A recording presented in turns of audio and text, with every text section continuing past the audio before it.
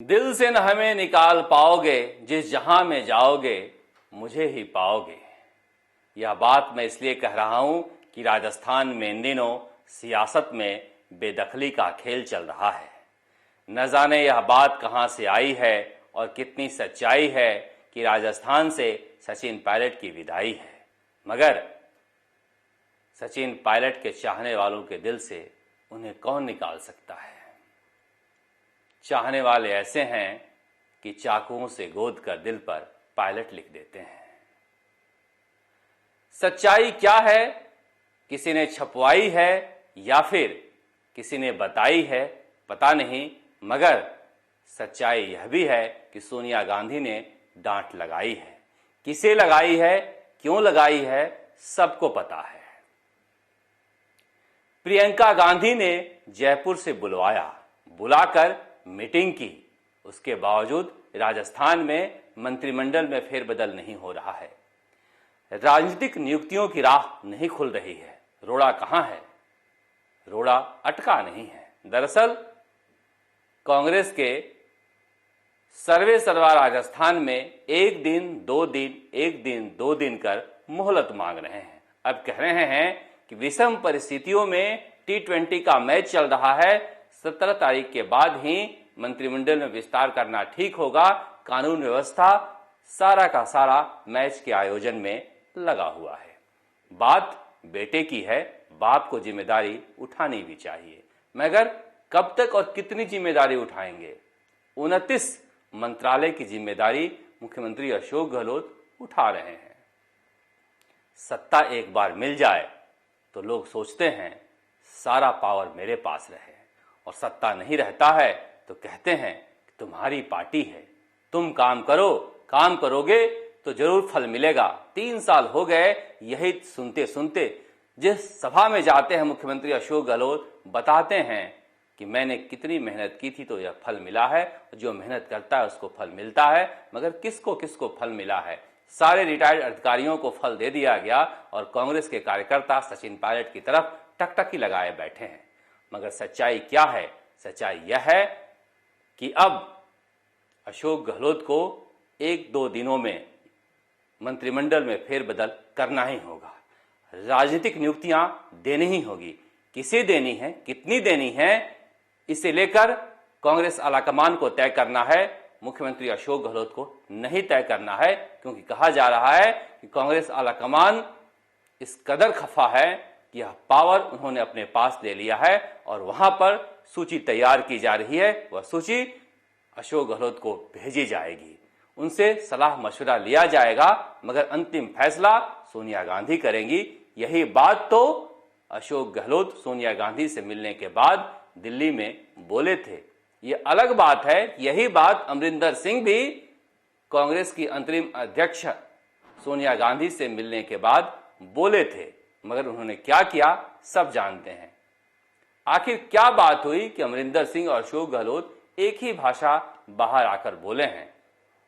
जिस भाषा में सोनिया गांधी ने अमरिंदर सिंह से बातचीत की थी, क्या उसी भाषा में अशोक गहलोत से भी बातचीत हुई थी? क्योंकि उस दिन चेहरा देखिए, ऐसा लग रहा था कि मुख्यमंत्री अशोक गहलोत जबरन खुश होने की कोशिश कर रहे हैं और बकौल मुख्यमंत्री अशोक गहलोत जो दिखता है वह होता नहीं है, जो होता है वो दिखता नहीं है। तो क्या गुस्से में मंत्रिमंडल में वह फेरबदल को टाल रहे हैं या फिर मसला कुछ और है? मसला कुछ और ही है, क्योंकि सचिन पायलट और उनके लोग अब मंत्री बनने में इच्छुक नहीं हैं। सूत्रों के अनुसार सचिन पायलट ने साफ कांग्रेस के अंतरिम राष्ट्रीय अध्यक्षा सोनिया गांधी के साथ मीटिंग में याद दिला दिया है कि उन्होंने क्या वादा किया था। कांग्रेस आलाकमान के साथ उनका क्या वादा हुआ था। दरअसल अशोक गहलोत खेमा भी यही कहता है कि क्या वादा हुआ था। अब वादे के अनुसार सचिन पायलट तो बता नहीं सकते क्या वादा हुआ था, इसलिए कांग्रेस आलाकमान के ऊपर दबाव है कि यह बताए कि क्या वादा हुआ था। अशोक गहलोत को पता है इस वादे के बारे में, इसीलिए इस तरह से पहले दिन से वह कदम उठा रहे थे कि सचिन पायलट किनारे फेंक दिए जाए। मगर कहाँ होता है सियासत में यह सब, कब कौन लौट आए किसे पता। किस तरह से एक लाइन में अमरिंदर सिंह को सोनिया गांधी ने फोन की दूसरी तरफ सॉरी बोलकर फोन रख दिया और खेल खत्म। राजनीति में खेल खत्म ऐसे ही होता है, क्योंकि मुख्यमंत्री अशोक गहलोत से बेहतर यह कोई नहीं जानता, उन्होंने कईयों का खेल खत्म ऐसे ही किया है। अब सचिन पायलट के लोग मंत्री बनने में इच्छुक नहीं हैं। उन सब का कहना है कि हमें मंत्री नहीं बनना है, आप मुख्यमंत्री बनो तो बनो, वरना हम ठीक हैं। मंत्री बनने की छटपटाहट अशोक गहलोत के खेमे में है। वह कह रहे हैं कि सचिन पायलट से जरा पता कीजिए कि हो क्या रहा है, क्योंकि मुख्यमंत्री अशोक गहलोत तो कुछ बताने से रहे। एक अशोक गहलोत के करीबी विधायक ने यहां तक कहा कि क्यों नहीं आप लोग यह खबर चला देते कि 2022 में मंत्रिमंडल में फेरबदल होगा, मंत्रिमंडल का पुनर्गठन होगा। हमने कहा क्यों? तो बोले कि जैसे ही आप लोग चलाओगे 2022 में होगा, वह मंत्रिमंडल में विस्तार कर देंगे। उन्हें लगता है कि मीडिया में जो डेट आ रही हैं वह सचिन पायलट बता रहे हैं, इसी वजह से वह मंत्रिमंडल में फेरबदल या फिर राजनीतिक नियुक्तियां नहीं कर पा रहे हैं, क्योंकि इस उम्र में, इस पड़ाव पर, इस पद पर लोग अहंकारी हो जाते हैं। तभी तो मुख्यमंत्री अशोक गहलोत पूछते हैं कि आप लोगों को डेट कौन बताता है। डेट कोई ना भी बताए तो जनता यही चाह रही है कि 29 मंत्रालय का भार लेकर जो आप बैठे हैं उसे हल्का कर दीजिए। कांग्रेस के दूसरे लोगों ने भी मेहनत की है, कब तक होम्योपैथ की गोली उन्हें चटाते रहेंगे? वह चाहते हैं कि 3 साल का वक्त गुजर गया, अंतिम का साल चुनाव में गुजरेगा, 1 साल का वक्त है, जो कुछ आप सत्ता भोग रहे हैं उसमें हिस्सेदारी सबको दो। मगर यह तय मानिए कि 20 नवंबर के आसपास यह हो जाना है। अगर यह नहीं होता है तो फिर मुख्यमंत्री ही बदलेगा। मुख्यमंत्री बदलने वाला है या नहीं बदलने वाला है, यह सोनिया गांधी को तय करना है, क्योंकि कांग्रेस आलाकमान को सचिन पायलट अपना वादा याद जरूर दिलाएंगे।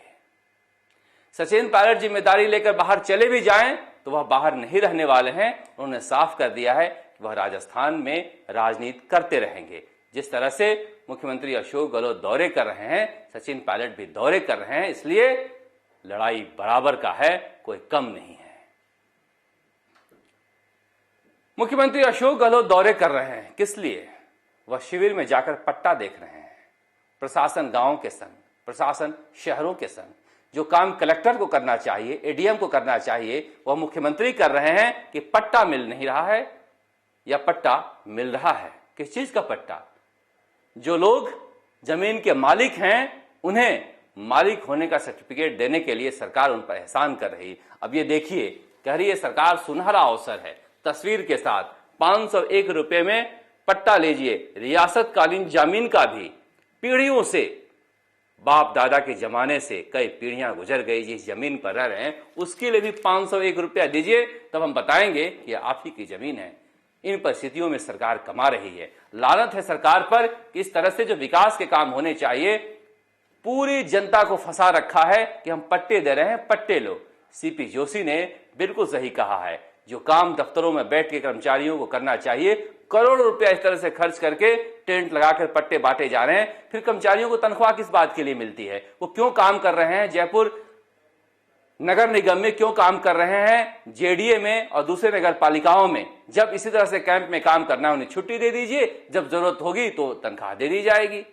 जो काम दफ्तरों में होना चाहिए वह कैंप में हो रहे हैं, और भी करोड़ों रुपए खर्च करके, और सरकार कह रही है हम आप पर एहसान कर रहे हैं, और उसी पट्टे को देखने के लिए मुख्यमंत्री दौरे कर रहे हैं। यह विकास का काम नहीं है, यह आंख में धूल झोंकने का काम है। और सीपी जोशी ने आईना दिखाया है, इसे समझना चाहिए, इसे विकास नहीं कहते हैं। जो काम जो जनता को का हक है, वह हक देने के लिए आपको एहसान नहीं कर सकते। इसलिए कम से कम प्रशासन शहरों के संग और प्रशासन गांवों के संग में मुख्यमंत्री को दौरे छोड़कर मॉनिटरिंग करना चाहिए कि यह काम दफ्तरों में हो और पूरे 5 साल हो।